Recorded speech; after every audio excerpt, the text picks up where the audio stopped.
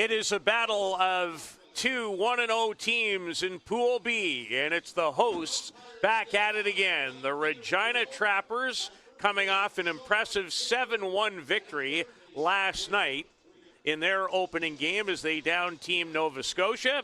Will take on the 1-0 Team Alberta, represented by the Calgary Rockies.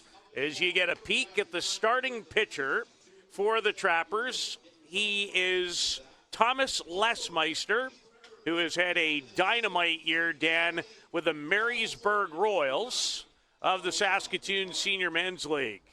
Yeah, young right-hander, 27 years old. Been throwing well for the last few years for the Royals in that Saskatoon Men's Baseball League. And one of the pickups this year for the Regina Trappers here at the Canadians. And really good stuff, as you can see. We got him here on camera warming up. But good fastball, good off-speed stuff. And one of the constants with this team is he's played with them for a few years or a couple of years at this tournament. And obviously, head coach Nolan DeZoto likes what he sees in him. So has him on the bump here in this pivotal game against Team Alberta. Team Alberta made up primarily of the Calgary Rockies of the Sunburst Baseball League, where unfortunately as a collective group they did not earn a playoff spot this year, which was somewhat surprising after a good start.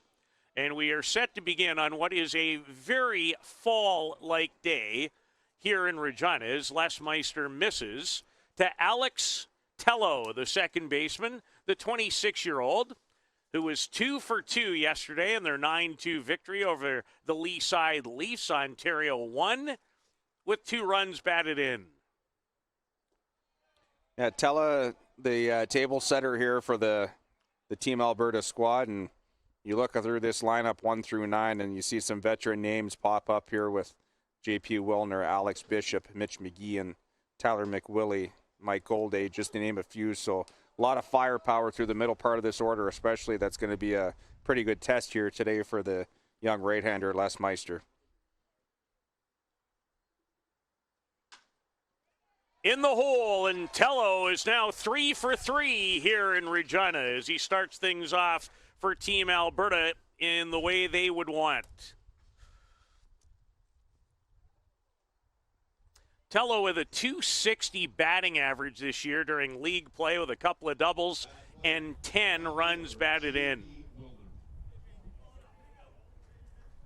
In fact, Dan, he had only one multi-hit game all season before yesterday. It came May 24th, 2 for 3 with a double, 2 runs batted in against Sherwood Park.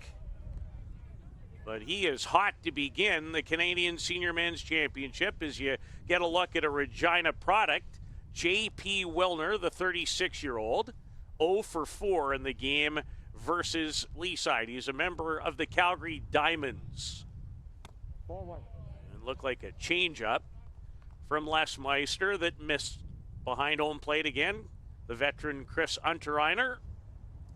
Jordy McDougall at third, Dylan Edmonds, who homered last night, the shortstop, Jordan DeZotel at second, and Philip Langlois over at first. A little bit of a change in the outfield for Nolan DeZotel's Trappers. Brody Vogel today in left. Griffin Keller moves from left to his regular spot, right field. And Cole Baumel, again, an excellent player, is in center.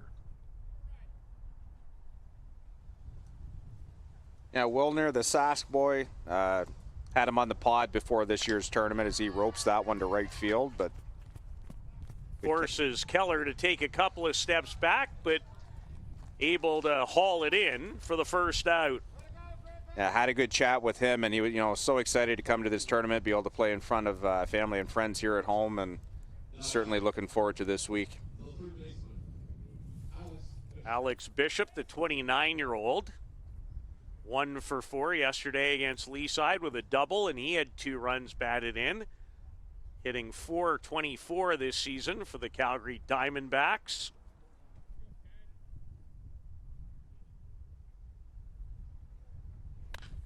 And he'll deliver a base hit towards the gap, cut off by Keller, who's got a great arm. Give me room. And diving in safely to third is Tello, and Team Alberta has something brewing here in the first. Alex Bishop, jumps all over that first pitch fastball from Les Meister, rips it into the right center gap. Good strong throw there from outfielder Griffin Keller, but not in time as Tello slides in safely to third. We have runners on the corners here now for Team Alberta, and only one out. The Trappers did give up a first inning run against the Dartmouth Dry, Team Nova Scotia, before scoring 7 unanswered. Great pitching performance by Cody Rock. And the batter is Mitch McGeehan, the 31-year-old. He had a great opening day here, too. He was 2 for 4 with a double and a run batted in. Is Les Meister checking on Alex Bishop.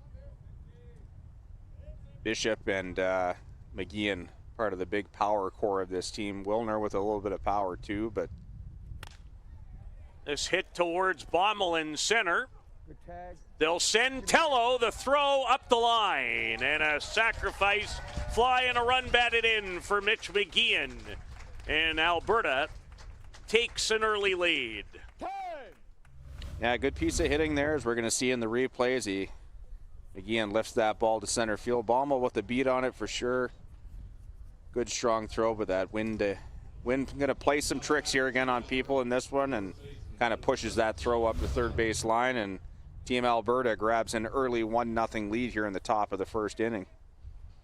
25-year-old Tyler McWillie calls Red Deer home, and a member of the Red Deer Riggers who just won the Sunburst League title on the weekend, in fact. And McWillie looks at a pitch for strike one. 1 for 3 yesterday with a double and a run batted in. On the year for the Riggers, a .321 batting average, 2 homers, and 17 runs batted in. Sure, there's a few Red Deer Riggers that are watching along on the stream, so congratulations to you guys on your 2025 Sunburst League title. Had a great run towards the end of their year and finished up strong, and earns a trip to next year's event in the Miramichi in New Brunswick.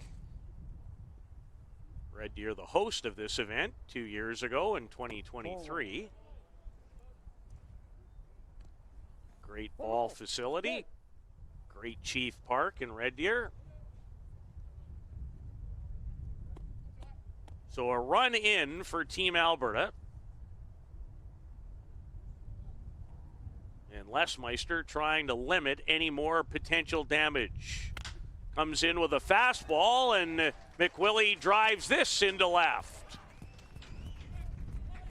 And Tyler has his second hit of the Canadian Championships. Take another peek at that one here. Fastball to McWillie. He gets the barrel out in front, rips that one into left field for a single, and already with 1 run across the plate here, the Rockies pressing again to add more in this inning with 2 outs and runners on first and second. Michael Goldade, the center fielder, steps into the batter's box, 2 away. Runners at first and second again. A breaking ball, backdoor to open the at-bat against Goldade. 2 for 3 yesterday. He tripled and drove in a run. On the year, .302 for number 7. Les Meister missing in, much to the chagrin of 34-year-old veteran catcher Chris Unterreiner, who's still marching around to the tune of a drum that he's not particularly pleased with.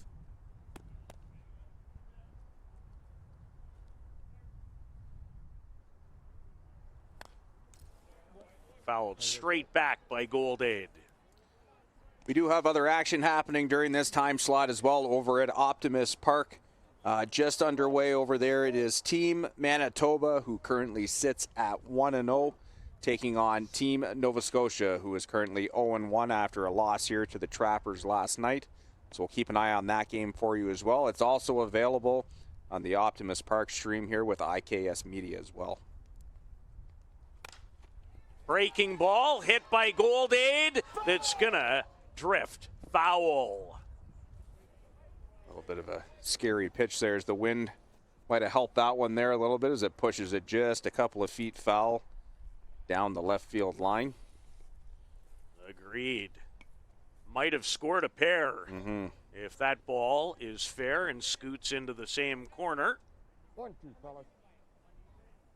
So the Calgary Rockies, the main makeup of this team, Alberta, jumping out to an early 1-0 lead and attempting to add to it in a tussle of teams with 1-0 round-robin records. High in the air, 3 players give chase, and Brody Vogel, in his first appearance of the Canadians, almost lost his footing, but able to recover and make the catch. Welcome to the wind, Brody. Well, he's from here, so he's seen it before. 1-0 in favor of Team Alberta on day 2 of the Senior Men's Championship in Regina.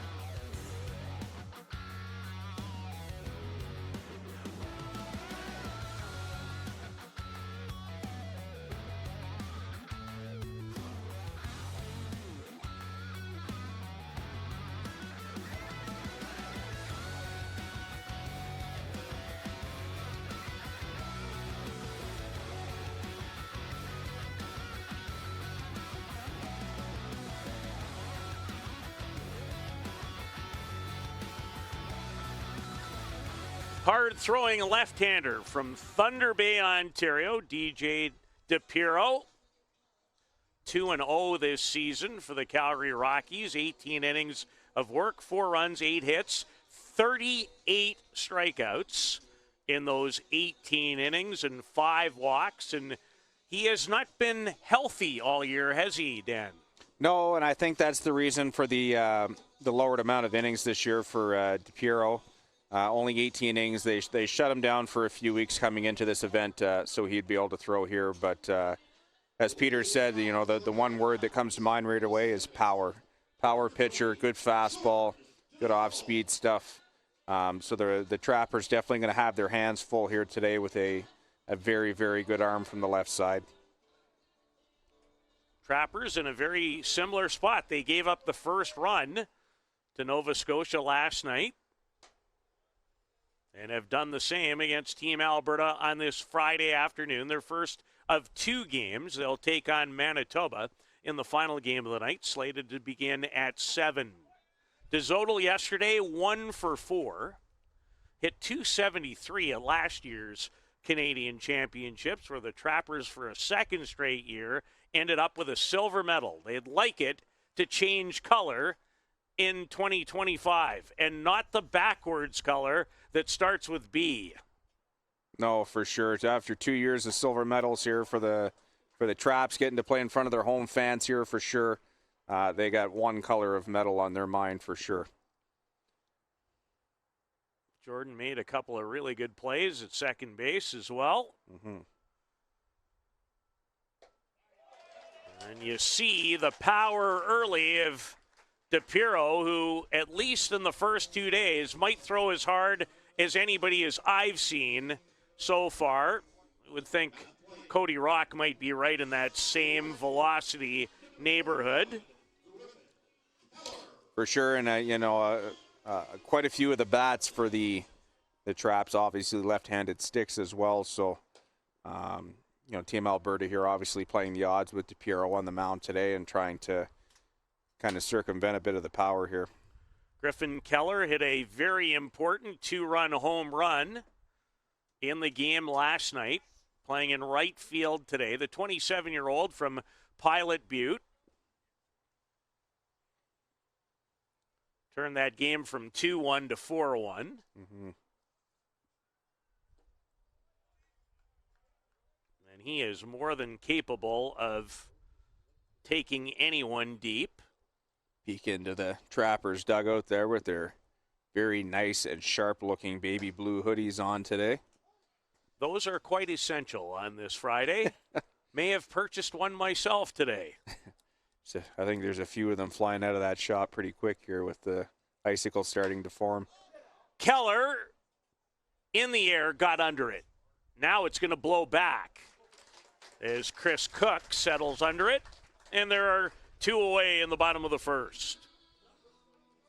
Good piece there from Keller, but again, as we have a peek at our flags out in right center, everything blowing to left field, and I'm not so sure if it was so much that he got under it, but pretty sure the wind kind of knocked that one down in a hurry as we got to look at our flags that are blowing to the direct left to us here. So going to be another windy day here in Regina.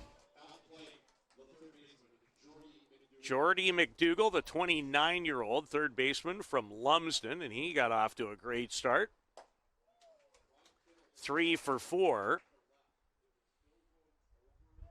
DePiero has a very smooth delivery. Really good 0-2 pitch there from DePiero. See if you can get McDougall to chase that one on the outside corner, but no bite there from him. Jordy had 3 hits in the game last night as DePiero comes inside. We talk about keys for pitchers, and we've kind of talked about it throughout our broadcast here so far, Peter, but working in and out, changing speeds, obviously an essential thing here for pitchers to be successful, and so far DePiero doing that with his fastball and his off-speed pitches as well here against this Trappers team. Lane Amon is the catcher. Alex Bishop at third. Luke Carmichael is the shortstop. Alex Tello, who scored the game's first run, at second. Tyler McWillie is the first baseman. And a good cut that time from Jordy McDougall. Mike Goldade is in center. Chris Cook in right. And J.P. Wilner is in left field. And playing awfully deep is the left fielder. And DePiero, great fastball underneath the hands, almost unhittable in that location. So he is very impressive in a 1-2-3 beginning. Is Team Alberta in front by a run after 1.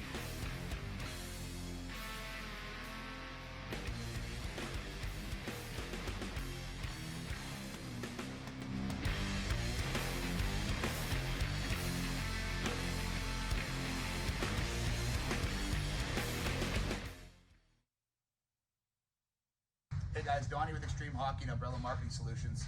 Really excited to throw this video that we have partnered with the National Baseball Championships that are hosted in Regina. As you know, we love getting behind our community and supporting these kind of events. This is just an absolute honor to be a part of this championship. Stop in at 1425 McIntyre Street in Regina. We will have sales on all weekend. I will also be kicking around at the event for a few days, so if you have any questions about team, corporate gear, pull me aside and let's have a chat.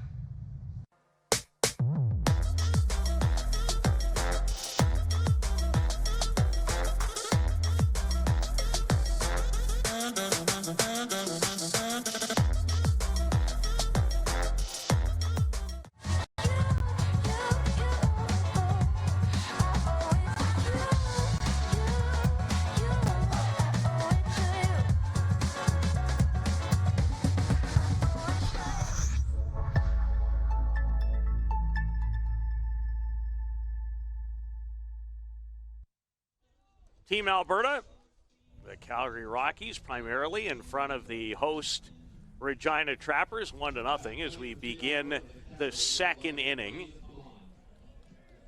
Catcher Lane Amon, the 29-year-old, who hit .224 with the Rockies this year, 4 doubles, a home run and 6 runs batted in.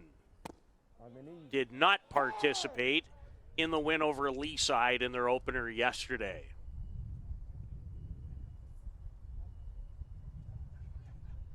As Thomas Lesmeister back to work.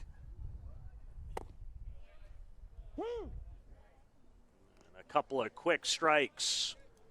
Two really good located fastballs there, one in, one out. Gave up 3 first inning hits on the way to Alberta's first run, and a breaking ball that time. That's a good 0-2 pitch. He might have liked it to be a little closer to the zone.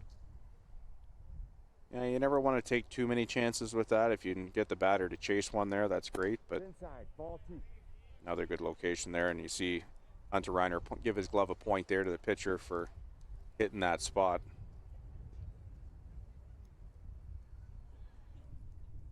Always some nerves in a Canadian championship early in a game for a pitcher. For sure, and they get, even more so when you're playing at home. You got family watching, and certainly it takes you a little bit of time to kind of get the jitters out and settle in on the mound. And the weather today not helping much either, a little bit chilly out, so.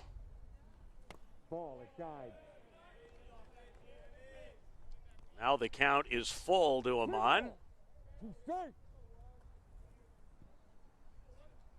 DJ DePiro did not show a lot of nerves in a very fine 1-2-3 inning. Nope, certainly not. Here goes the wind again. Although that one didn't seem to move a whole bunch, is a much easier play to begin the second than the play that Vogel had to make to end the first. I was going to say, I think he took a few notes on that last out in the first inning there and made that one look a little bit easier that time on the catch in the first out here in the top of the second inning. 37-year-old shortstop Luke Carmichael, a 1-for-3 outing versus Leaside in the win yesterday.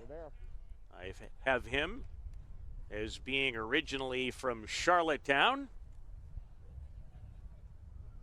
a wonderful city in the Maritimes.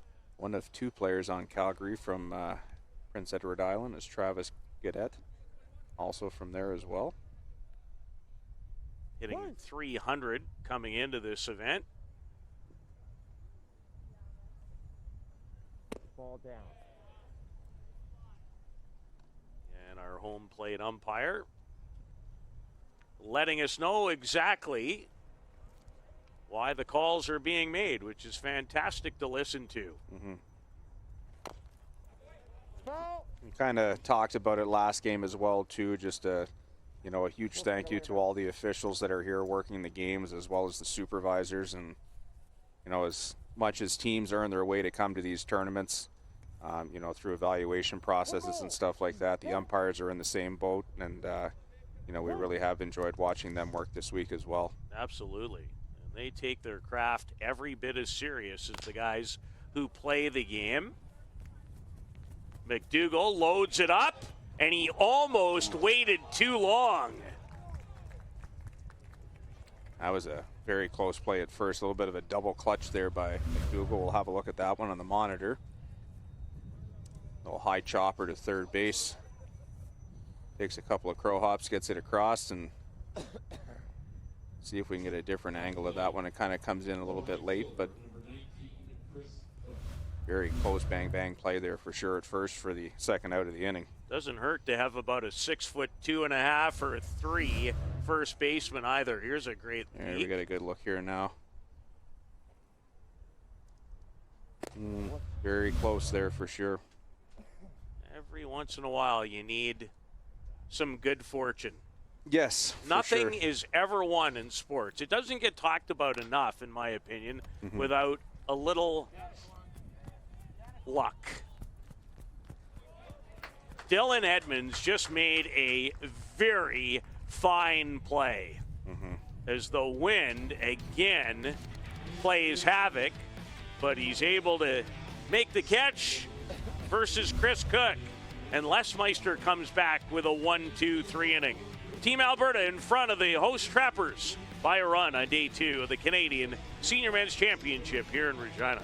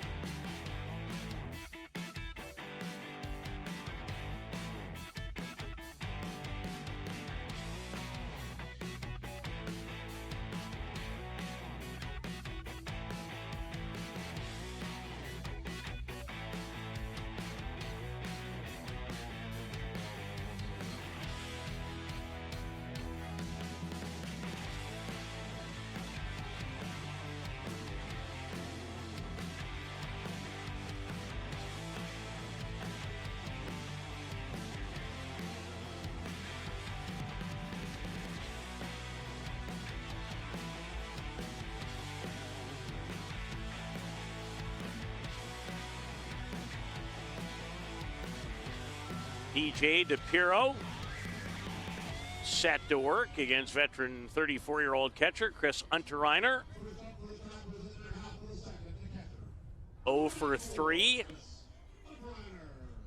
at a very solid Canadian championship last year in Tecumseh. Had 6 hits. Looks at the good fastball in the inner half for a strike. One thing that we didn't get to call at the end of our last broadcast there, Peter, the big news of the morning so far was Team New Brunswick defeating Team Quebec over at Optimist at the 10 a.m. game by a score of 7-2 there. Brody McDonald picks up the win for Team New Brunswick and moves them to a perfect 2-0 right now. So big news as Quebec now drops to 1-2 on the tournament and has a big one tomorrow against Team Ontario too. They're the 2-time defending champs, and they are on the hot seat. And DePiro struck out 3 of the first 4 Trappers he has faced. And I'll tell you, from looking at replays right now, like you said, he's not trying to fool anyone. He's just saying, here's your fastball and come get it. I'm bringing it at about 90 or 91. You take your best shot. It's a really good player, Cole Baumel, a one-time 10th round pick of the Detroit Tigers. 2 for 3 last night. Double, he drove in a couple and able to duck out of the road of that fastball. And I don't know if I've seen a pitch that hasn't been a fastball. Yeah, like we said, he's just right now, and the mentality as a pitcher here is I'm going to throw this until you hit it, and then I have to do something else. As you finally feel a little bit of warmth here in Regina as the sun pokes itself out. So Baumel collects himself. Here comes another fastball.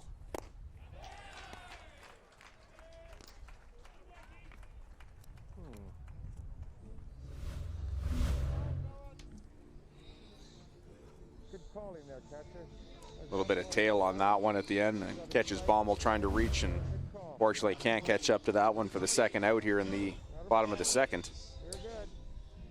Facing Dylan Edmonds, who, like Griffin Keller, homered last night in the 7-1 win over Nova Scotia. 24-year-old from Regina. Hit .333 at last year's Canadian Championships. Trying to catch up to DJ DePiro.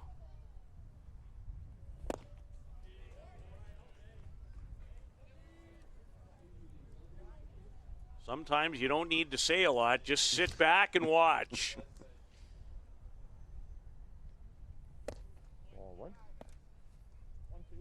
One ball. And he is wasting little time.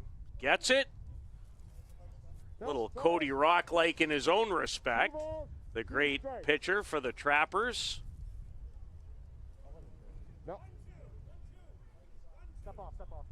Hang. They call timeout. Does Edmonds You're correct. trying to set himself? Ball and 2 strikes to Dylan Edmonds. He's not sure about the count. I got 2 and 2. I got 2 and 2 on my counter. Oh, no, you're right. Yes. Yes, 1 low, 1 high. 2 ball, 2 strike. And after a little bit of Isn't deliberation that here, I great? think we're finally set up here, 2 and 2. And we thank the home plate umpires the last couple of days for wearing a microphone for us. Contact, and it eludes Carmichael. And the Trappers have their first hit, courtesy shortstop Dylan Edmonds. When you have someone throwing as hard as DiPiero is right now, that was a perfect approach there by Edmonds. Shorten up the swing, get the barrel to the ball, and then hope for the best. And at that point, he punches that one towards left field, and gets past a diving player there at shortstop and Luke Carmichael. So Trappers able to get their first runner of the afternoon. First baseman, 32-year-old Philip Langlois. Edmonds, what a jump! And again, very smart base running there. And I see if we get a replay of this or not, but great delayed steal here as he just kind of crow hop, and then off he goes and just gives himself enough time there that the catcher has to delay and wait for the player to get to the base. So good job there by Edmonds. So in scoring position now for Langlois. Had a hit last night in his 2 official at-bats. Played back in the day at Niagara University, located just outside of Buffalo. He's actually played for Quebec at the Canadian Senior Championship. Yep. So listed as, and calls Regina home, not originally from Regina. I believe you. Oh. City police officer. Thank you, producer Clark Monroe. Well, you have a lot of insight on a team when you play for them. Yes. That was a breaking ball, and it was a dandy for his 5th strikeout in 2 innings. DJ DiPiero is working well, and Team Alberta, comprised mainly of Calgary Rockies, in front 1-0 here in Regina.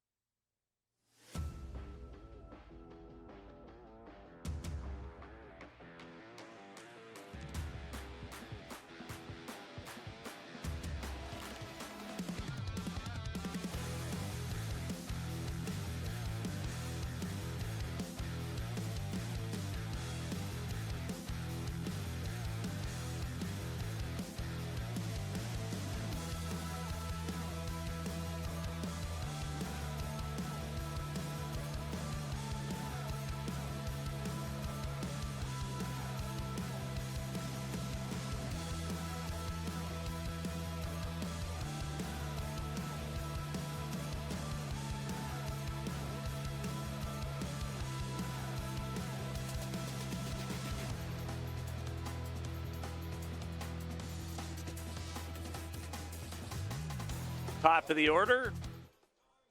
Game moving along nicely. We're in the 3rd and a 1-0 lead for Team Alberta.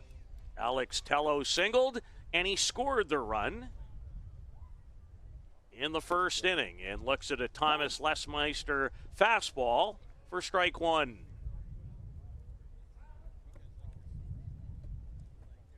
Quick update from Optimist after Manitoba grabbed a run in the bottom of the 1st inning. Edmonds on the run. Langlois had to go up the line to get it. And Tello's on base again. Pretty Good job here by the shortstop Edmonds to get to that ball, but good hustle out of the box there by Tello, and throw a little bit wide there, and he's able to get himself to first base, and assuming that one will get scored an infield single. Pretty tough play there for the shortstop. But from our update, Nova Scotia now leads that game over Manitoba 2-1 as they play in the top of the second inning right now, so we'll keep tabs on that game for you. Could be 2. Edmonds takes care of it himself. Tailor-made. And 2 away in the third is J.P. Wilner grounds into a double play. And that's pretty much right on the nose, Pete. About as tailor-made as you get right there. Step on the bag, good throw to Langlois at first. And just like that, 2 quick outs. Alex Tello had 1 multi-hit game all year. He's got 2 in his first 2 games of the Canadian Championship by what I have been able to look up.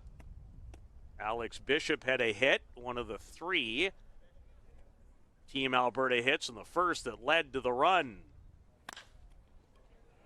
This is tailing, and it's trouble. Off the base of the wall, Cole Baumel did well to get it back in, but Bishop's 2 for 2, and he has an extra base hit, his second double of the competition. And Alex Bishop was a man on a mission in the Sunburst playoffs as he pretty much carried that Calgary Diamondbacks team into the playoffs to play against Red Deer in the semifinals, hitting 3 or 4 home runs in their last few games, and you get a brief glimpse of that power right there as he came within about inches of taking one out of here and giving Calgary a 2-0 lead here. In fact, just to add to Dan's point, 4 home runs, 14 runs batted in his last 6 games. Incredible. And he has another extra base hit, his second double in Regina. Mitch McGeehan drove in the only run of the game with a sacrifice fly to center. Here he's in the batter's box with 2 out, and he just missed it. Yeah, that was a pretty healthy hack at a fastball that was pretty much right down Broadway and just got under it and fouled it back to the backstop.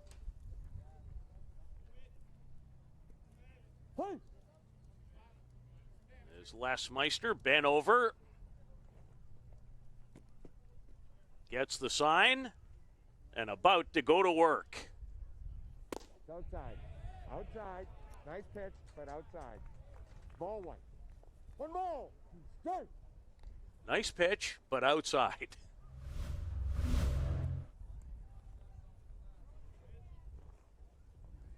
It's about as handy as it gets right there.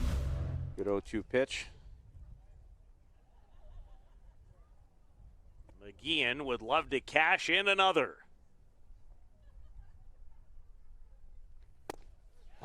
Strike 3.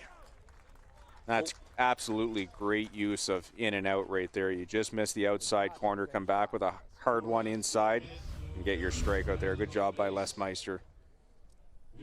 Les Meister, well delivered. Pretty good time for his first strikeout, don't you think? 1-0 Alberta over the Trappers on day 2 in Regina.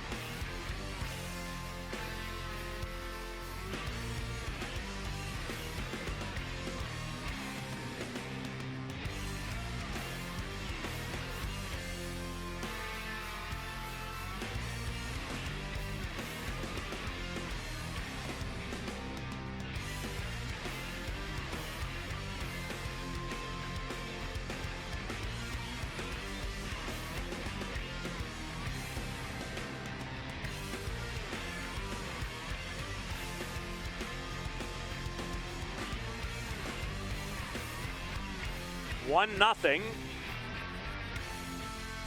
1-0 is a key set of numbers in this game because that's the record of both teams. They're both 1-0.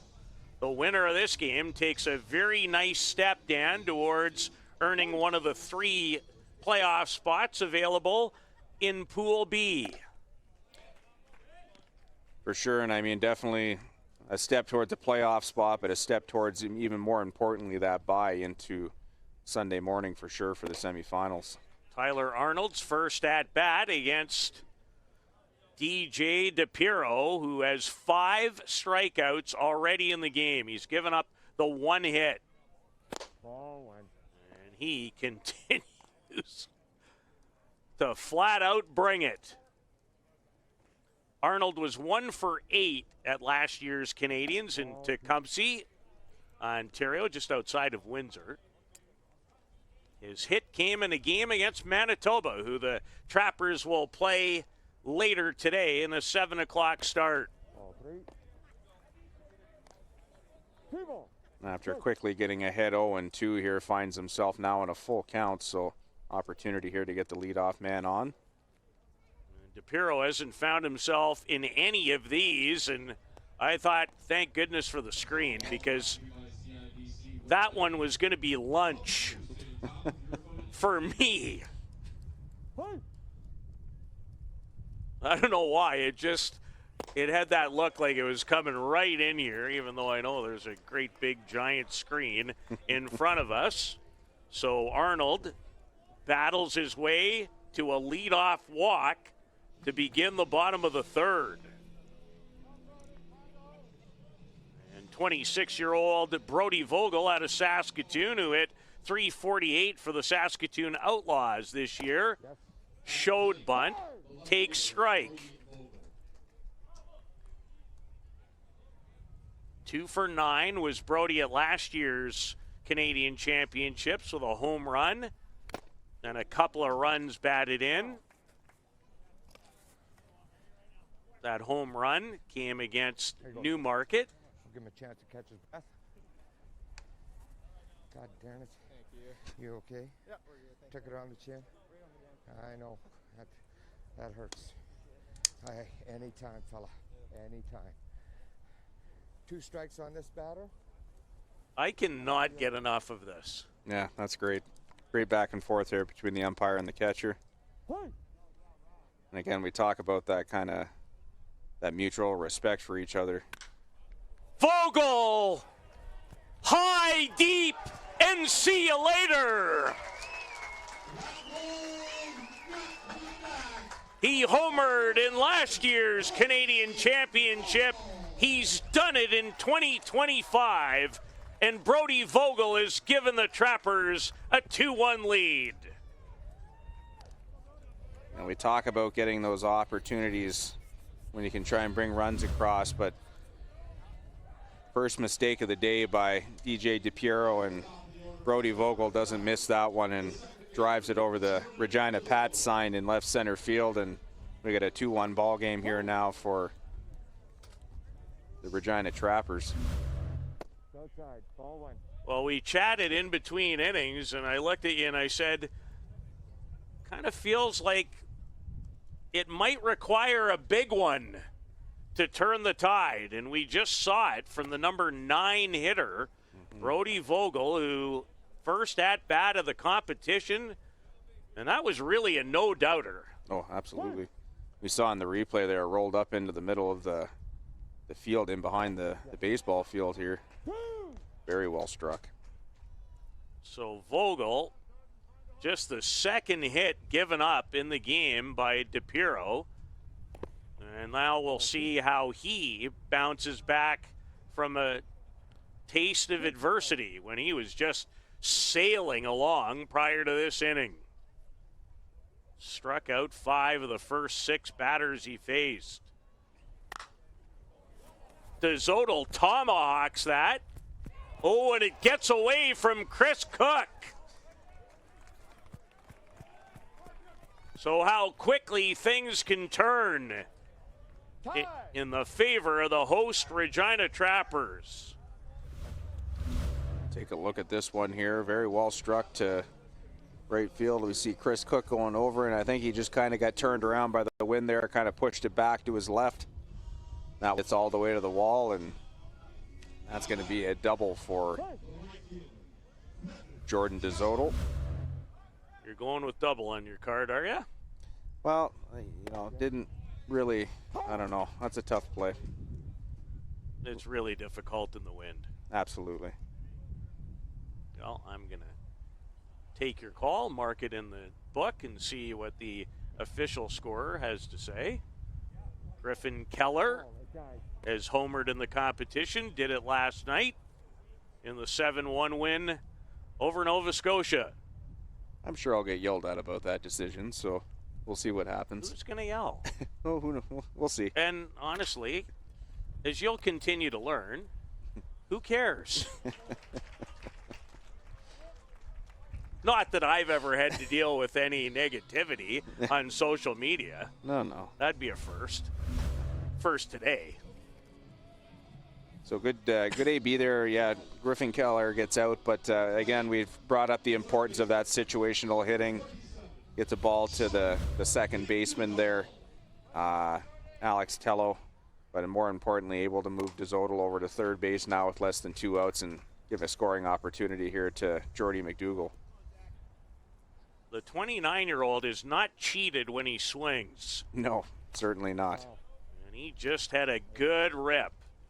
And again, the game is so much about adjustments, too. Exactly. So you know what kind of heat you're dealing with. Mm-hmm. Shorten up. And McDougall went fishing a little bit for a high fastball. We've kind of talked about, getting one time through the order, and then it'd be cool if we had, I don't know if it'd be safe to have microphones in the dugouts, but no. Going back and listening to teams when they come back, and there's so many of them that will go in and say, look for this, look for that. This pitch tips when this happens, and things like that. And they give a lot of information to each other when they come back into the dugouts. So more so the game within the game there of trying to help each other out. It would be a lot of fun to listen to if you could limit a few words. One that would rhyme with fire truck. Unterreiner. Read well off the bat by Mike Goldade. The Regina Trappers get to DJ DePiro. The big blow, Brody Vogel's 2-run homer. And now it's the Trappers in front by a run after 3.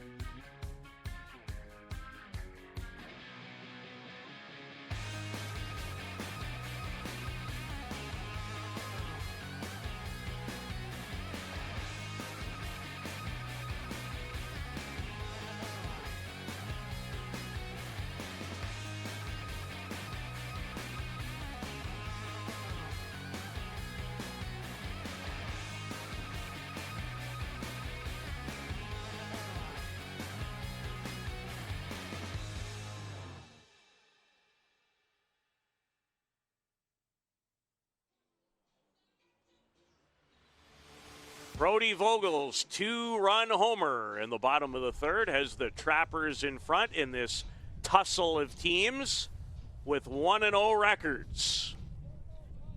Is Tyler McWillie, who has singled off starter Thomas Lesmeister. Finds himself back in the batter's box. A pickup from the Red Deer Riggers, the newly crowned Sunburst League champions.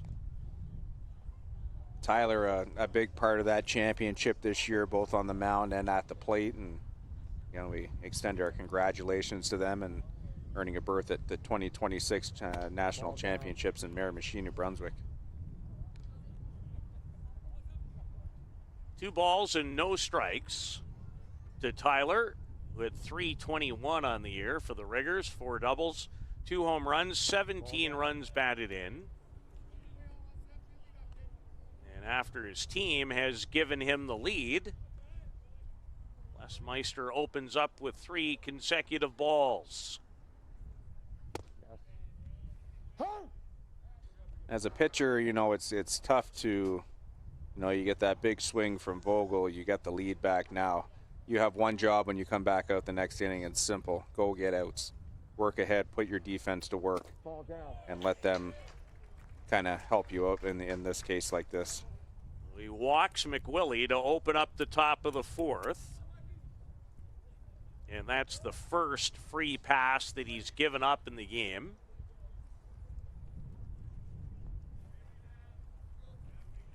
Center fielder Mike Goldade, who flew out to Brody Vogel in left, takes a look down to third for the signs.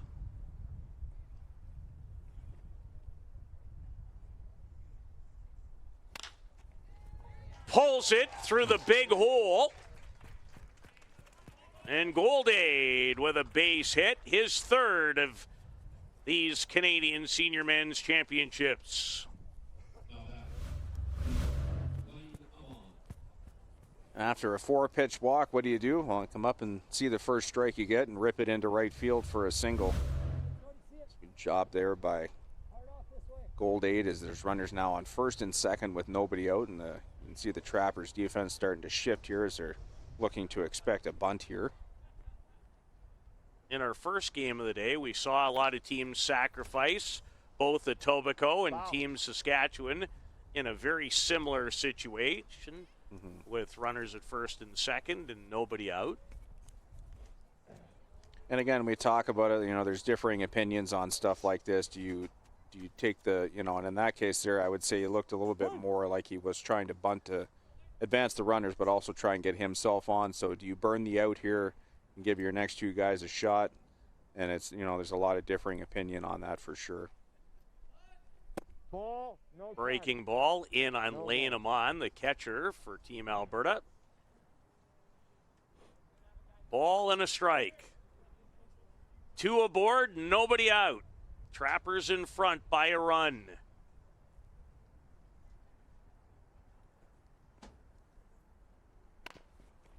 That's a tough pitch to bunt, and he almost got it down in the spot that you would hope to do it. You would really want the third baseman to field this ball if at all possible. Absolutely, and I mean that's a great point to bring up. You know, if you force them to make the play, it kind of takes it out unless you bunted that hard that he can take it right by third base. You know, forces them in and forces you to make an out at first or second there. But now the focus changes because there's 2 strikes, which most of the time would take the bunt off. And it will here. And a terrific breaking ball for strike 3 from Les Meister, who has his 2nd strikeout of the afternoon. We'll have another look at that one here on the replay. Great looking curveball that drops in over the inside corner, and great frame job there by Chris Unterreiner as he holds that one there for the plate umpire and gets the strike 3 call. Luke Carmichael, shortstop, grounded out to Jordy McDougall at third on a very close play in the 2nd.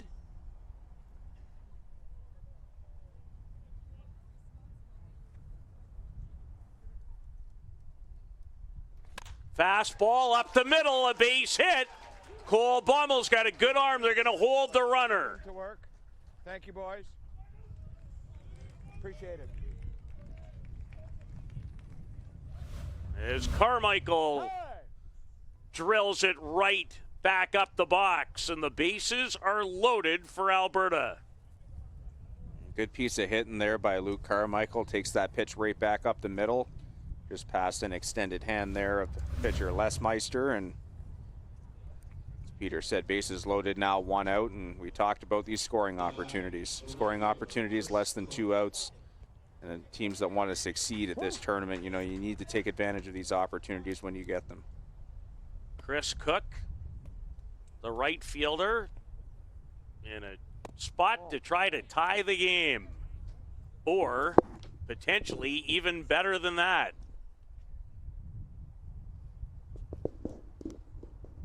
Two teams with 1-0 records trying to move a little closer to playoff berth. Langlois for one at second. The return is not in time, and the game is tied.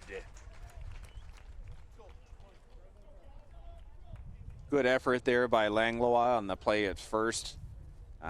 Don't think he had a shot at the plate there, so I think that was the right move, trying to go for the double play.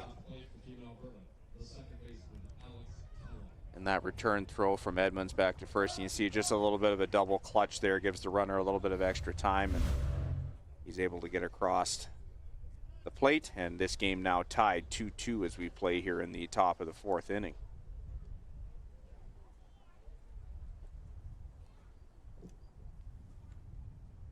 And it's Alex Tello, who is 4 for 4 to begin this event.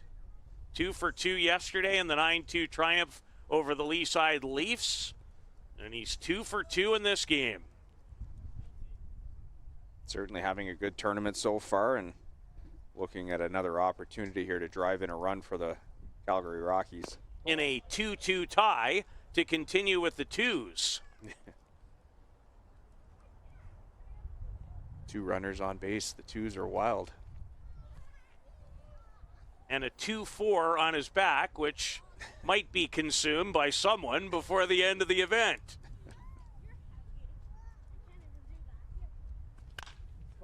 And he pulls it foul.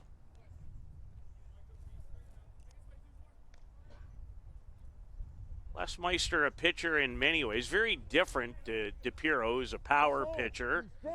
Les Meister, a lot about location. Location changes the speeds. Changes the speeds on all his pitches, not just the curveball, but fastball as well. Strike 3, strike 3. A big strikeout is Alex Tello's retired for the first time in the tournament. Alberta scores. They've tied the game at 2. We've got a dandy here on day 2 in Regina on AgCast.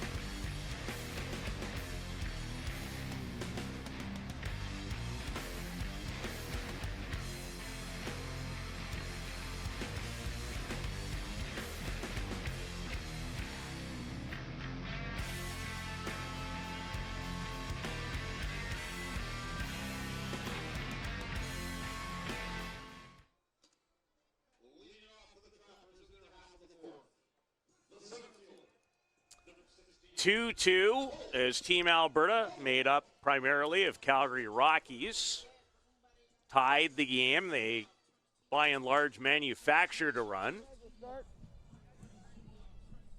And the run scored on I don't like to use the word failed attempt of a double play, but that is what happened. Good play there by the first base. Like we said, Langlois gets a tough bounder there. Definitely not going to be able to make a play at home. I don't think he would have got the runner in time. So you try and turn the double play there, and a little bit of a double clutch by Edmonds at second, and Alberta gets their second run across. Baumel at a healthy hack at the DiPiero pitch, the power pitching left-hander from Thunder Bay originally. No catch. That is out. That is out. He's out. And Baumel goes down Thank you, sir. Appreciate it. swinging. Second time he has been K'd by DiPiero, who's up to 7 strikeouts in the game.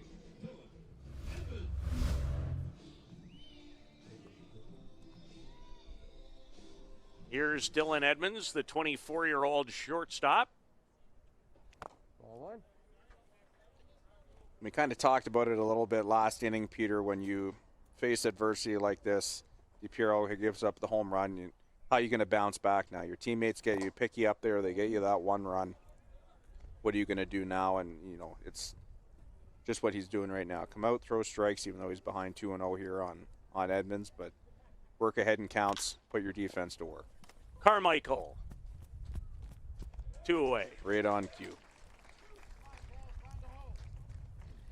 And that's exactly what you need to do to be successful there. Put the ball in play. Keep your defense sharp. As we see here, ground ball hit to Carmichael, short. Comes up, good throw across the diamond to first. Just like that, we got 2 outs here in the bottom of the 4th inning. Phil Langlois, 32 years of age. And behind on the high fastball from DJ DiPiero.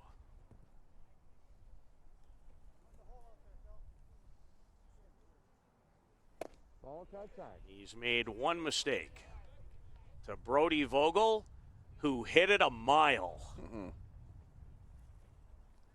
It's funny, we just got sent a clip from the editors in the booth, and that went a long way. 3 up, 3 down go the Regina Trappers as Alex Bishop able to knock it down and stay with it to get Langlois. Big game, good game. Tied at 2 after 4.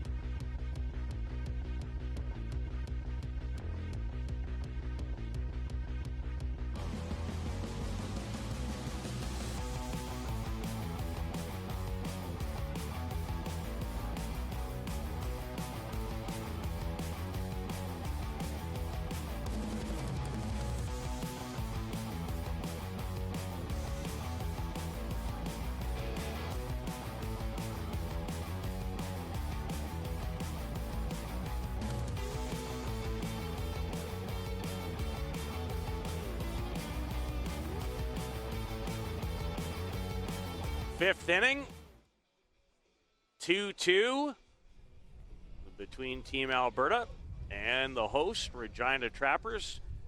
2-time silver medalist the last couple of years at Red Deer and then in Tecumseh, Ontario last year. Ball outside. This is a very important round-robin game. Top 3 teams in each pool advance to the playoffs. The winner of each group has a bye to the semifinal. Cole Baumel makes a superb running catch Wow. in center field to take a hit away from J.P. Wilner. Buy that guy a beer. A great line there from the umpire. We see Cole Baumel go back and full extension. Wow, what a catch. Some kind of play by Cole Baumel to start the fifth. Alex Bishop, the third baseman, has had a great beginning. Looking for a third hit. DeZodel right through the wickets. Ball took a little bit of a weird hop there on Jordan as it hit this side of the mound and kind of kicked right on him and right between the legs.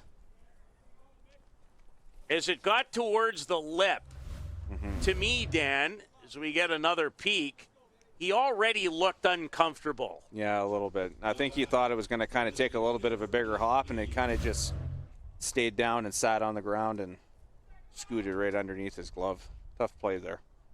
So Bishop's on for a third straight time, and this is drilled down the line, but foul. Mitch McGeehan all over it, but foul. Mitch McGeehan has shown all year he has a ton of power. Can easily take one out of here and propel Calgary back into the lead here. So Les Meister got to pitch pretty safely here. We do see a few bodies starting to move around. Nothing serious yet down in the bullpen for Regina, but a few bodies down there just starting to do some stretching, some bands, get themselves loose. McGeehan a little behind. There's Les Meister, the starter, gets in front. No balls and 2 strikes in a tie game of the fifth. 1 on and 1 out. Talked about McGeehan's power. Hit 32 home runs in his college career at Eastern Michigan.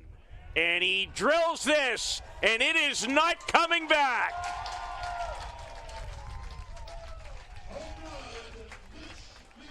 That's on cue. A 2-run homer for McGeehan, who has 3 runs batted in the game. And Team Alberta back in front now by a pair. We get a look at this one from center field, and Mitch McGeehan all over that one and just lands just past the road, going in behind the park here, and certainly got a good piece of that one to extend the lead now to 4-2 here for Team Alberta. Well, he just missed a home run foul a couple of pitches earlier. He didn't miss that one. As Les Meister now has to reset a little bit and deal with Tyler McWillie, who has a hit, and he's walked in the game.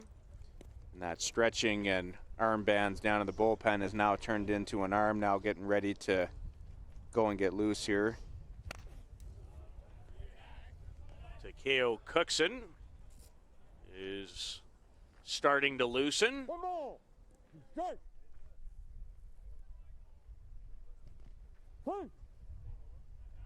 As we go back and forth in this round robin affair, Hunter Reiner almost lunged out at that to block it. Nobody on base. You know what, though? That to me shows good character in a catcher. 1, you're protecting the umpire, and 2, that means when you do it with someone on base, you're not going to have to go back and think about, gives you an opportunity to practice that stuff.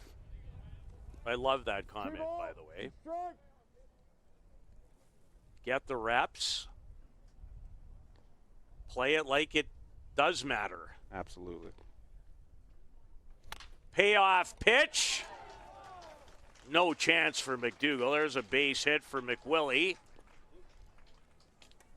That's a well-hit baseball that kind of caught a piece of that lip and takes a big hop and ends up in left field for a single here, as we see on our replay.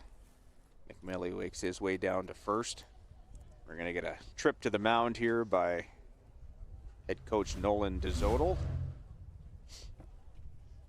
I would say that this is going to be one of these trips, Peter, where he's just going to kind of take his time here and allow Cookson to get a few reps in down in the pole pen.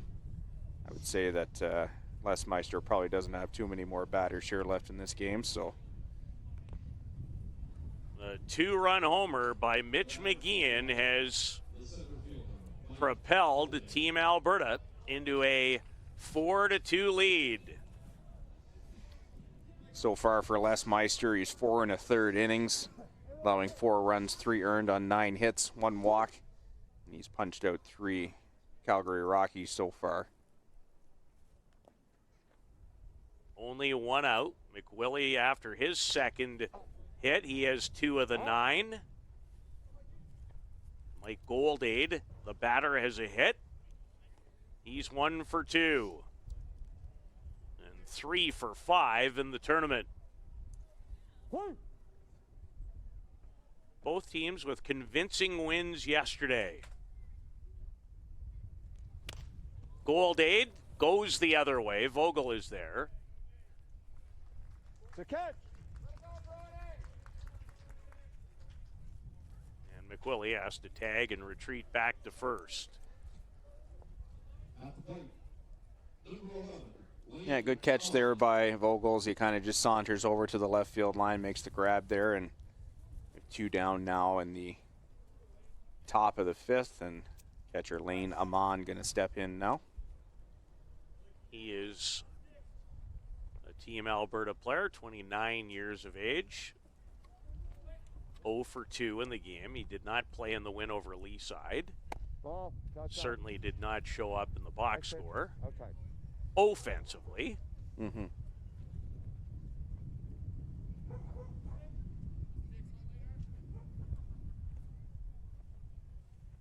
as Mitch McGeehan's 2-run homer has put Team Alberta ahead. Watch where this is going to end up. Oh, wow. Well, it ends up in the glove. It started somewhere near the dugout to begin. It just flew right back, and Langlois played it perfectly. It was a great inning, though, for the opponent. Mitch McGeehan's 2-run blast to left center has given Team Alberta a 4-2 lead.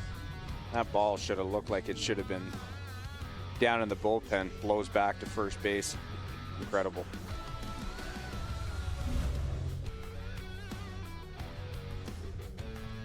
That leg looks good on you. Are you a good hitter? Come on, boy. Make contact. That's all you need.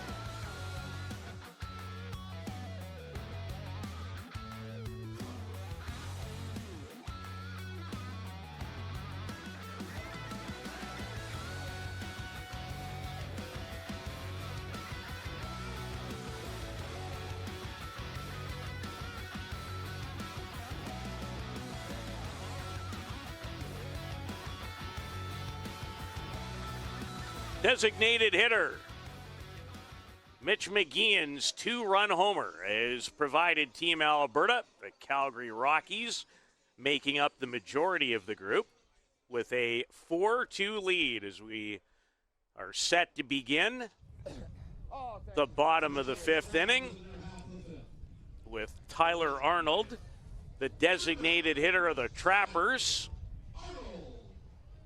leading things off. Tyler in his first game of this year's Canadians, 27 years of age, calling Regina home. .359 batting average for the Trappers overall in the year coming into this event. Almost had to make a play there, Peter. Thankfully, it just got over the right side of me. Yeah, we do not need any balls towards the middle of the booth. Keep them to the right, but stay away from the monitor. Exactly. I'll make sure that's protected. Yeah. Forget about you. I mean, as long as the monitor's okay. We know Clark's listening, so Clark will protect the equipment. Don't worry, man. Yeah, forget about the humans. DePiro, 7 strikeouts to his credit.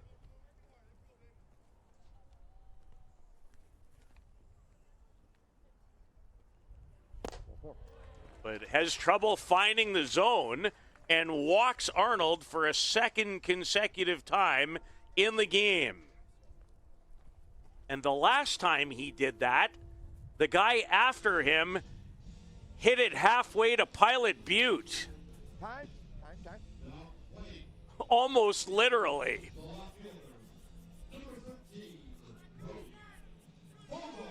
Yeah, it's walks and errors as a pitcher. It's something that can come back to get you sometimes. And Brody Vogel definitely made him pay the first time, but see what happens here in this go around. Is seemed like he was aiming for that spot again. Well, of course, someone echoed my good friend Mitch Blair on the public address system that if he hit it to Pilot Butte, it would be in the wrong direction. Everybody's always got an opinion. And for a guy that you've known since 1988, that's a while. Maybe sometimes you should hold it.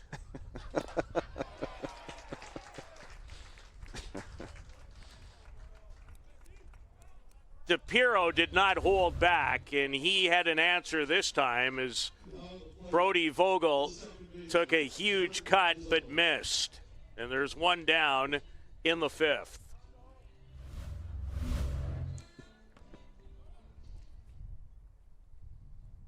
Our encyclopedia in the truck. Clark letting us know that would probably be closer to Wilcox instead.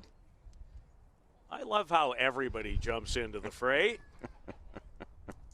Always easier when you're not behind the microphone. Ooh, that one gets away from DiPiero and catches Ooh. DeZodel in the backside. He's going to make his way down to first. So 2 on now with 1 out. Difficult way to earn a spot. And if there's one guy in the lineup that again could change the fortune, it's Griffin Keller. And that, Dan, and there have not been a lot of pitches that he's thrown that look like it might have been something more of a breaking ball, a cutter, something along those lines. And sometimes what you'll see pitchers do as well, too, is they switch and flip the grip on the ball. And it will be fastball rotation, but what they do is add an extra finger, grip the ball different, push it back further in their hands, and it has the illusion of a fastball, but takes about 5 or 6 miles an hour off that pitch. And again, it's changing speeds to get batters off balance, right? Keller, right off the top of the dugout. Griffin homered yesterday against Nova Scotia. That was arguably the most important hit of the game. It turned 2-1 into 4-1 in the 4th. That baseball just lying there dying for a kid to go get a treat from the hut. Whatever you do, don't talk about the direction it ended up in. We've covered all of the province now. Don't worry. Clark, next game we're going to need a map up here, please. Yeah. Thanks, Clark, because it's my first day in Saskatchewan. Ooh. Pretty handy pitch there. Good hold by Keller. That looked like it might have been just a smidge outside. Well, if you can't have fun, why do this? That's exactly. what I say. Exactly. Payoff pitch on the way to Keller.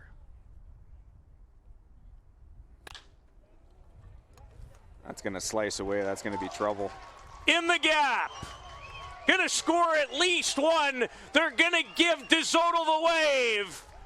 And we are tied again. This time at 4 as Griffin Keller delivers a 2-run double to even it at 4. We talked about clutch hitting and clutch situations, and you see Griffin Keller here, hands back in the zone, hits that one towards center field. A little bit of help from the wind there, keeps pushing it towards the gap, and that gets to the deepest part of the park, right in front of that 409 sign. We can see Coach DeZoto giving the wave to his brother here, and he's in standing up, and we got a brand new ball game here, 4-4 as we play in the bottom of the 5th inning. Well, this is the 6th game that we've worked in the last 2 days, and it has been as good a game as we have witnessed. And there's still a lot of baseball to be played as McDougall fouls it away. Jordy has struck out twice this afternoon. How about the performance in key moments of Griffin Keller? Absolutely. Griff's that big-time player that does big-time things, and one of their best hitters coming through in the clutch for them again here to tie this game up as McDougall goes down on strike, swinging for the second out here in the bottom of the 5th. You get a look at that pitch from DiPiero there, just a street heater. McDougall unable to catch up to it. 9th strikeout of the game. I'm going to guess that's a tournament high. I'd have to check every box score. Sounds like something I worked on last night. Well, you're the right man for the job. I had a peek through a few of them last night. Yeah. You weren't alone, by the way, on that account. Chris Unterreiner, the catcher. Carmichael gets a nice, kind hop. Griffin Keller's 2-run double has tied the game at 4 in a battle of teams with 1-0 records on day 2 of the Canadian Senior Men's Baseball Championship in Regina.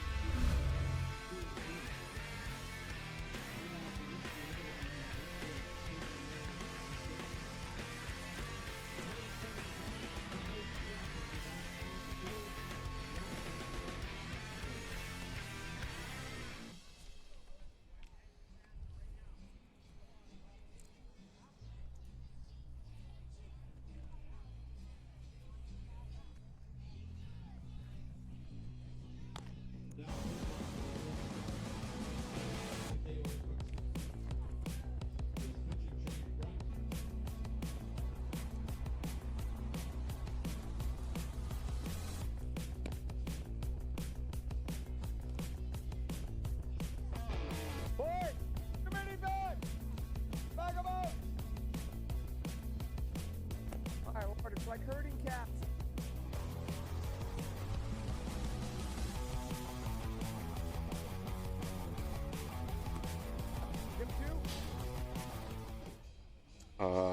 Starter Thomas Lesmeister gives way to Takeo Cookson, 20-year-old from Regina. Has played collegiately at Valley City State, where he was the 2024 NSAA Freshman of the Year. Also played last summer with Moose Jaw, the WCBL. So that closes the book on Les Meister for today. 5 innings, 4 runs, 3 earned on 9 hits, 1 walk, and 3 punch-outs as he leaves with a no decision. Griffin Keller tied the game with a 2-run double. 4-4 as we begin the 6th, and a fastball down and away from Takeo Cookson.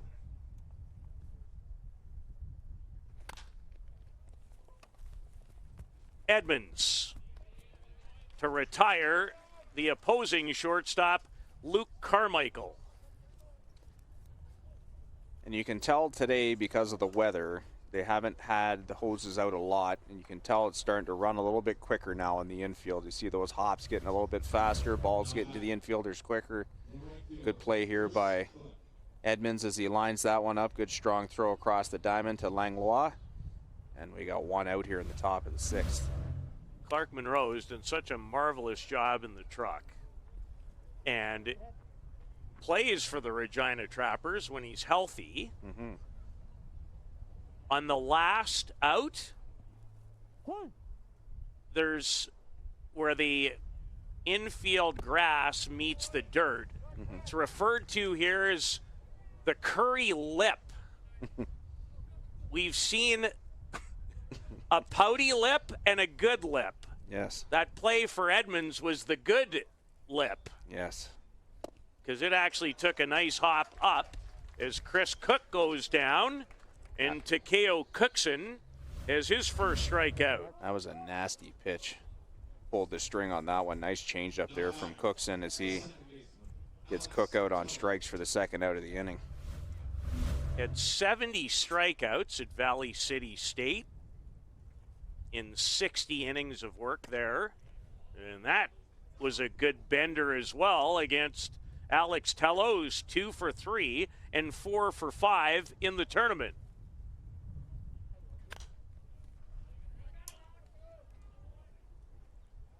Again, the good thing like this, when you come in a game, a tight game, you just scored 2 runs, what do you want to see from your pitcher? Throwing strikes, getting the defense involved.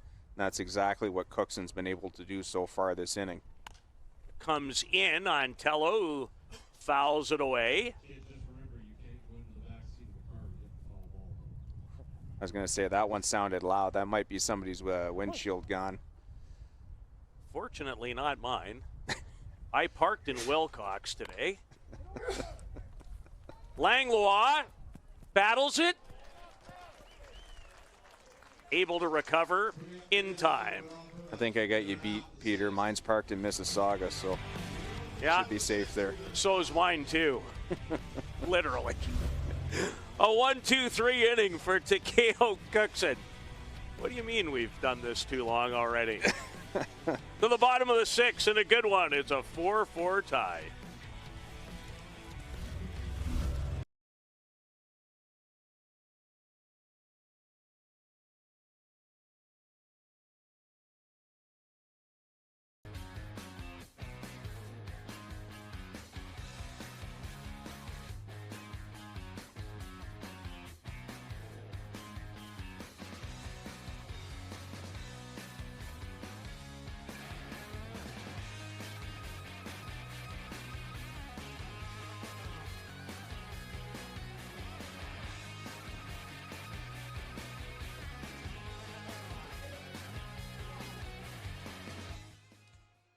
Cole Bommelou made a sensational running catch earlier in the game. Leads things off in a 4-4 tie. DJ DePiro has gone the distance. He has 9 strikeouts. And the Regina Trappers have made the most of their hits. A 2-run homer from Brody Vogel, and then a 2-run double off the bat of Griffin Keller in the 5th. Tied it. Baumel, base hit.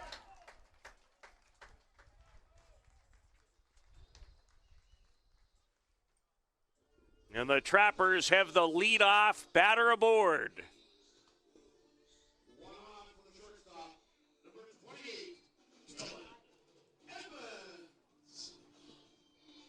Dylan Edmonds homered last night, has a hit today.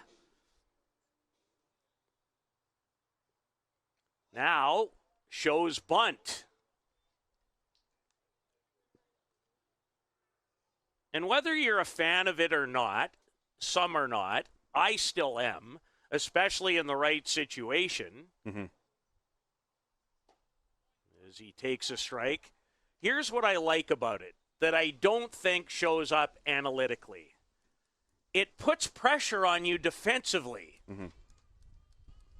It does. I mean, they say it's a sacrifice bunt, but in most cases, you still have to make the play, right? You know, sometimes it's going to be a tough play. You're going to have to spin and throw quick, you know, if it's placed in a good spot. And it's, you know, there's no necessity there that, yes, you're trying to sacrifice someone over, and if they do make a great play, it does go down as that sack bunt. But, at the same time, absolutely, it does make the defense have to make a great play on those. And don't be surprised if this game comes down to something defensively. Absolutely. Or maybe a mistake on the base pass. Mm-hmm. So I don't buy into huge jump.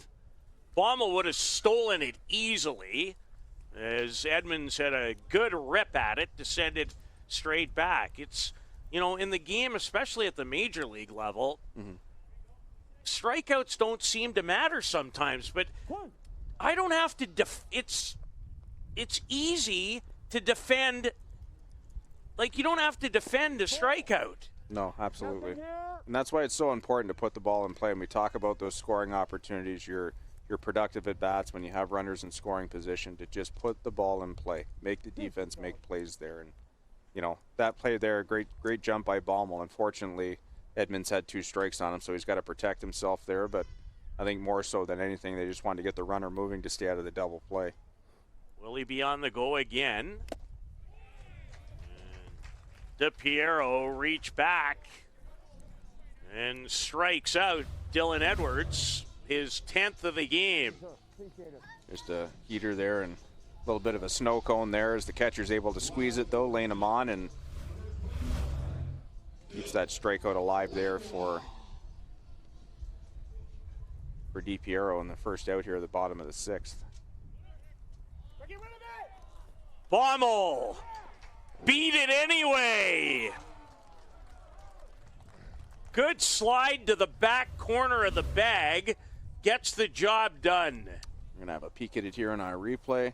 Ball certainly there in time, and I would say it looks like he gets his foot in there before the tag is down.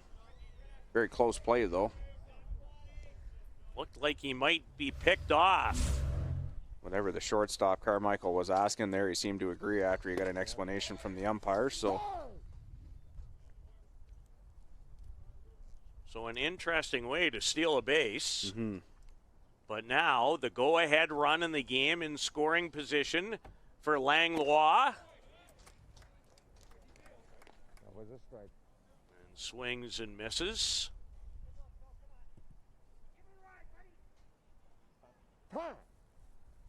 And because of a runner at second base, Lane Amon wants to make sure the series of signs is where it needs to be.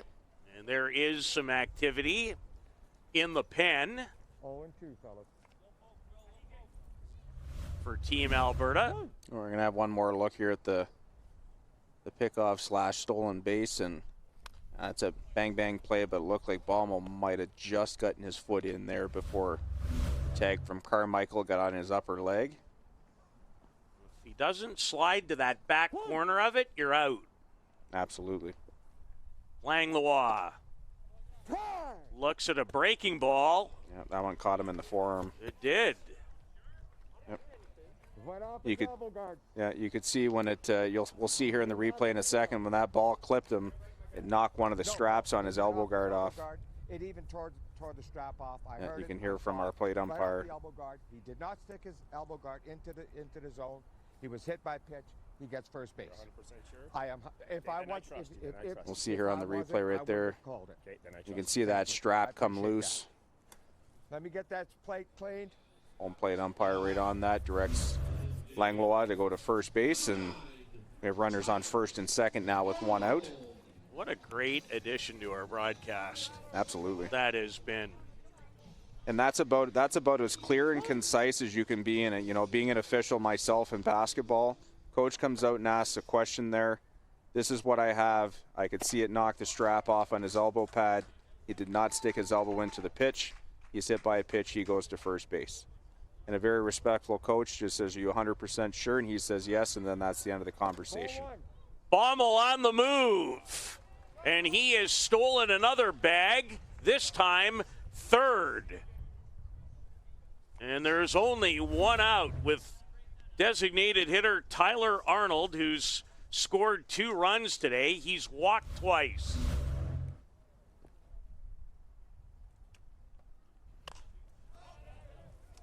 This one back towards us. You may have heard it hit the top of the booth.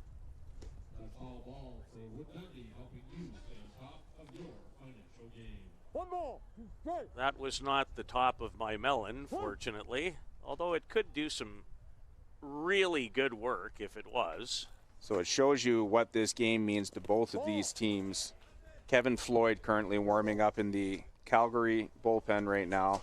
As we look the other way, who's down there? Is it Rock? Yesterday's starting pitcher, Cody Rock. Oh, I love this. I'm quite a fan of the sports. Mm-hmm. Ball down. Good location there from DiPiero, but that one just misses. There's our friend Cody down there getting loose. I get it, though. Absolutely. This is a big game. Big game for both these teams with one win. Arnold! Base hit, and the Trappers go back out on front. It's 5-4 off the end of the bat, and Tyler Arnold's first hit of these Canadians is a large one. Absolutely. We get a look at that swing here, like you said, just off the end of the bat. You know what? Just enough for that one as we see Coach Mopper happy with that effort. And we're going to have a visit to the mound here as the host team, the Regina Trappers, have now jumped out to a 5-4 lead here in the bottom of the 6th inning with one out. Hustle, hustle, hustle. A massive base hit for 27-year-old Tyler Arnold. 8 RBI during the course of the season, none bigger than that one. Had one hit last year. It came against Manitoba at the Canadian Championships. That one didn't score a run. This one did. And still only one out as DiPiero remains in the game. How big are those two stolen bases now? Absolutely. Looks like we have a different body up now in the Calgary bullpen. Left-hander Jordan Moffat is up and throwing now for them. Right-hander Cody Rock still down in the Regina bullpen, getting loose as well. Quick update from Optimist while we got a second here. 4-3, Team Nova Scotia leads Team Manitoba. They are through 5 complete innings of play over there. So we'll keep tabs on that one for you as we continue here with this one. Brody Vogel, who delivered the Trappers a 2-1 lead with a monster 2-run shot in inning number 3. A lot has happened since. This one to center. Goldade keeps going back and tracks it down on the warning track. What a catch out there. That ball carried a lot further than I thought it was going to go. Another good piece there by Vogel here. We'll have a peek at it on our replay as he tags that one to center field. And Michael Goldade making a long run back and just in front of the warning track there as he's getting some help from his left fielder, JP Wellner, and makes the catch, and good strong throw back in as neither of the runners were tagging up there.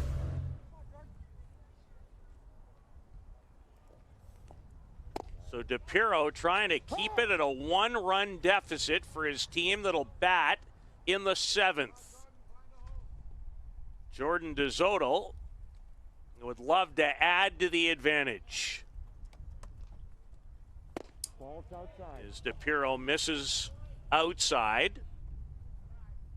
For DiPiero, he's been pretty sharp today. 5 2/3 innings, 5 runs, all earned on 5 hits, 2 walks, and now into double digits for strikeouts with 10. DeZoto, base hit. They're going to wave Langlois. The throw from Murphy up the line, and it is 6-4 for the Regina Trappers. A second hit of the game for Jordan DeZoto.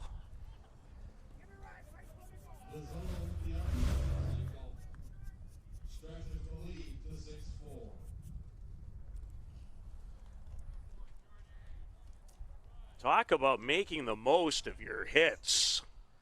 Absolutely, and I mean, your timely hitting comes into play here again. A couple of very clutch hits this game. A 2-run home run by Vogel. We have a two-run double by Griffin Keller, and then we have this single here. Absolutely, as DJ DePiero makes his way to the bench and shakes from everyone here. We're going to have a look at his work today. Again, double-digit strikeouts from the young left-hander. We see a package of his work here, and Peter came out very strong. I mean, like we said, struck out 5 of the first 6 that he faced, and just everything was fastballs. You know, just here you go, come and hit this. And you know, excellent outing today. You know, like you said, just ran into a little bit of timely hitting from a very, very, very good Regina Trappers team, and here we are at 6-4 now. I can fully understand as you take a look at the new pitcher, Jordan Moffat, 26 years old, originally from Richmond, British Columbia. Just to finish the DePiero story, he had a game this year against Sherwood Park where he struck out 17. Yes. I mean, that's a testament to the work that he's done over the course of the last few years, and has really turned himself into one of the premier pitchers, not only in Alberta, but in as you've seen now, in the country. That was a one-hit shutout on that day. 17 strikeouts and a walk. He had 10 today, but the 6 hits he gives up ends up in 6 runs.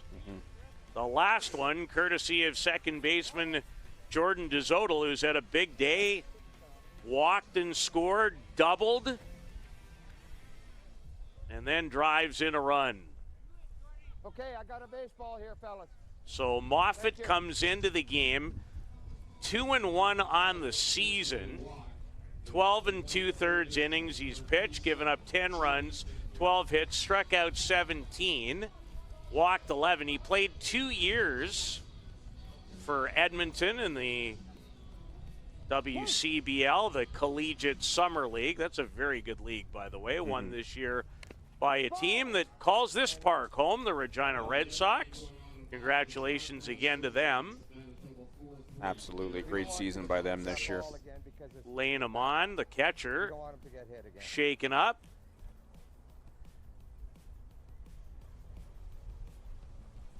And there's the respect you've talked about the last 2 days between catcher and home plate umpire. Absolutely. Here we'll get another look at that one. Catches them, in not so good of a spot there. Nope. So if it would have hit me, I'd be fucking lying down on the ground if it would have hit me like that. Don't worry. Possible ambulance call. Are you good, Chad? as you can hear from our home plate umpire, he tells you how bad that one would have hurt him. He sure did. That under the category of TMI and no beep. McDougall, high, deep, and gone.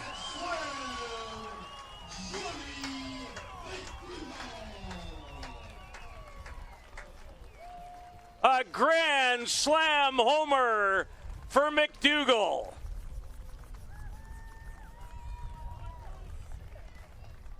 And it is 9, make that 10-4.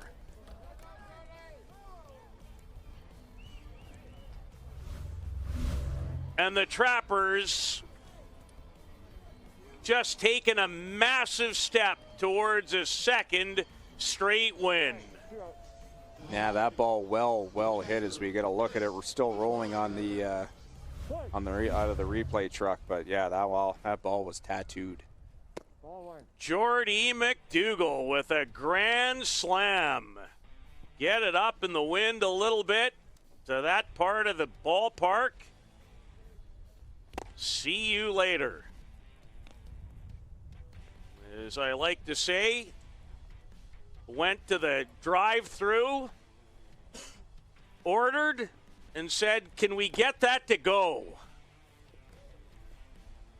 And then it's funny on the replay where you see that football field in the background, looks like a golf long drive competition. The ball just keeps going. Well, that one didn't go 400 yards, but it went a long way. Jordy McDougall, what a time for a big hit. Unterreiner.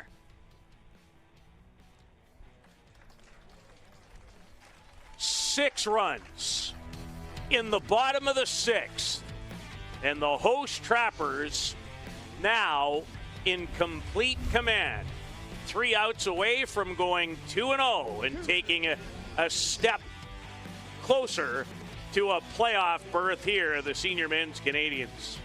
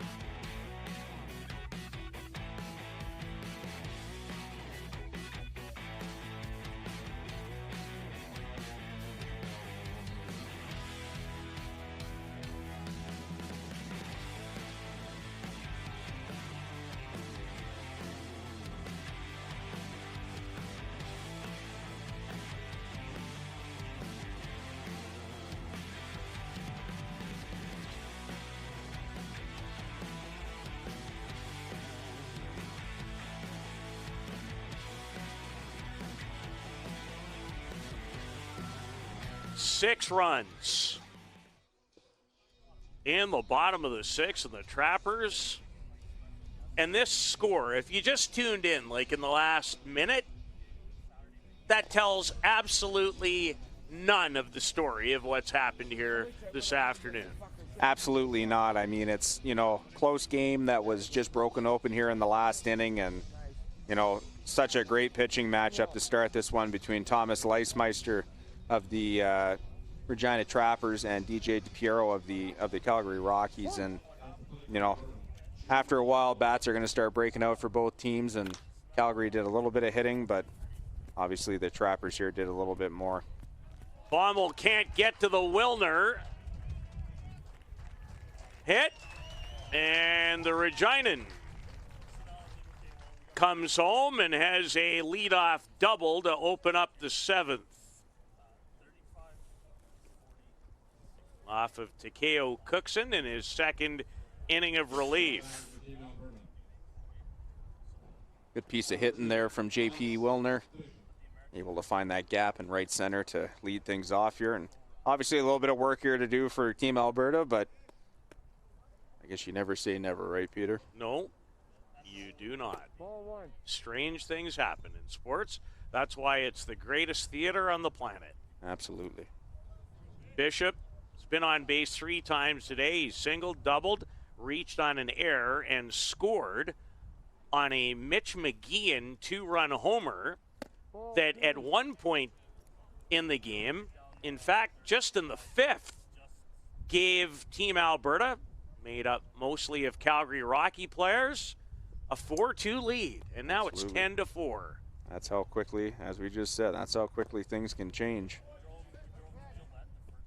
On a change up from Cookson. Mm-hmm. Certainly what it looked like from our vantage point.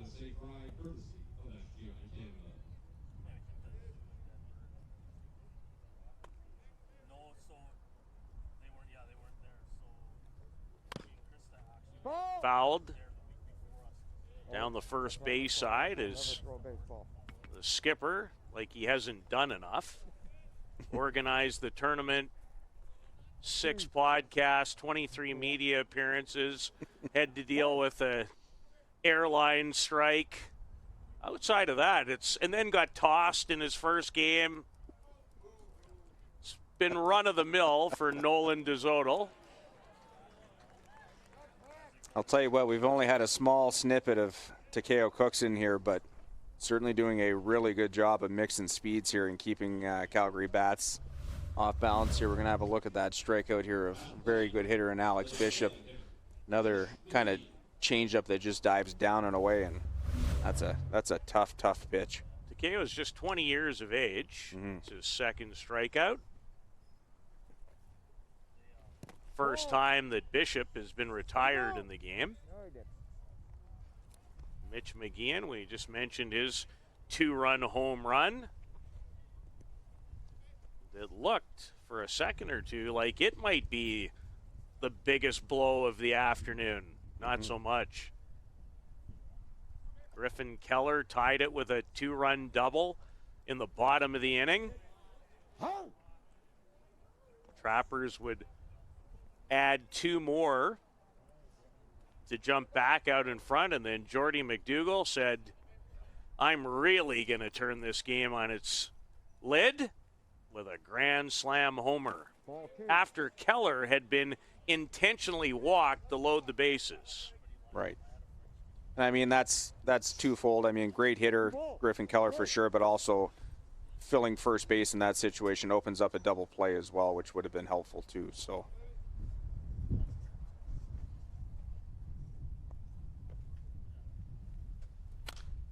McGeehan, this one a mile in the air, and Edmonds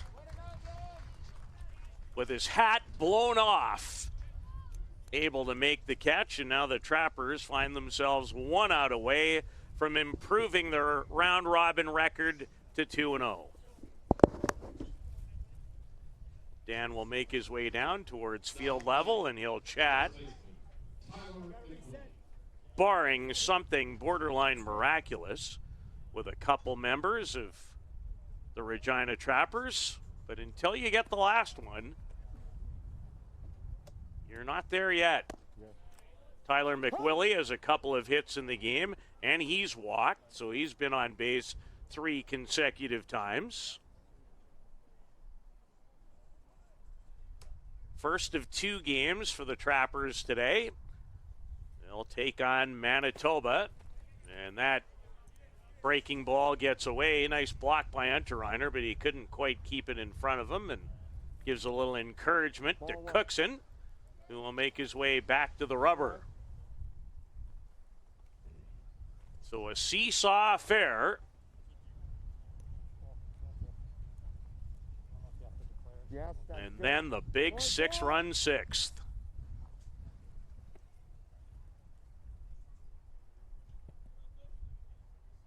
On a very cool day on this Friday in late August. Ball is down.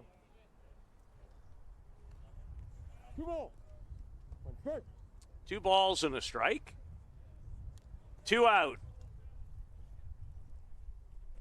Both teams came into the game with 1-0 records.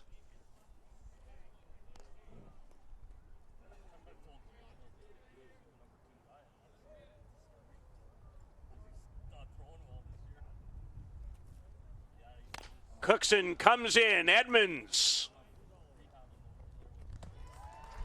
The Regina Trappers, 6 big runs in the 6th on their way to a 10-4 win over Team Alberta, comprised primarily by players of the Calgary Rockies. They fall to 1-1. The Trappers take a big step towards the playoffs with a second consecutive win. They're 2-0, and they'll tangle with Manitoba in the final game of the day tonight, slated for 7. We'll take a break. Dan will be back to chat with a couple of happy lads when we return to the Canadian Senior Men's Championship. You just saw it on your screen on IKS.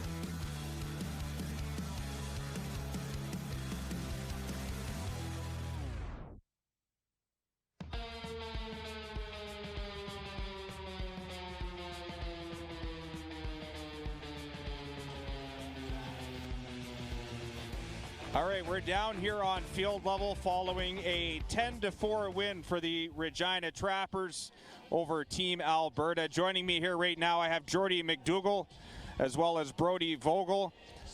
Boys, two of the big knocks today that kind of got your team back into this. Brody, I'll start with you first.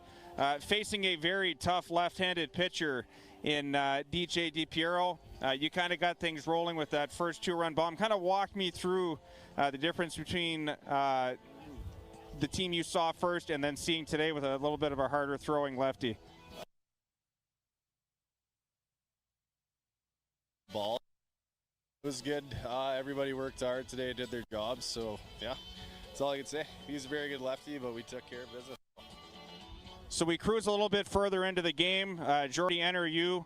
A little bit of a rally going. We get the 6-4, intentionally walk Riffin Keller. We get to you, and we launch another one over the fence. So after seeing him a couple of times throughout the game, what were some adjustments you made in that last at bat to be able to come out successful on that one?